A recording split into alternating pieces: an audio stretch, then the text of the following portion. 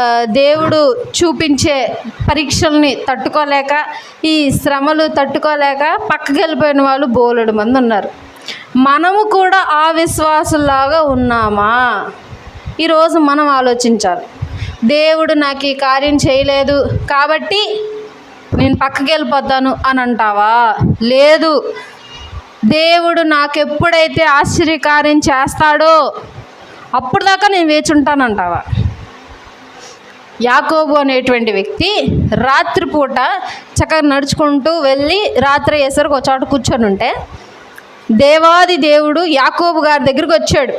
వచ్చి, ఏందయ్యా ఒక్కడవే కూర్చున్నావు, ఏం సంగతి అని అంటే, ఇట్లా మా ఊరు వెళ్తున్నాను మా అన్నయ్య దగ్గరికి, ముందేమో మా భార్య పిల్లలు నా ఆస్తి అంతా ముందు పంపించాను, తర్వాత నేను వెళ్దామని నేను ఇక్కడ ఉన్నాను, తెల్లారేసరికి వెళ్ళిపోతాను నేను అని అంటే, సరే రాత్రి అంతా మాట్లాడుకున్నారు వాళ్ళు.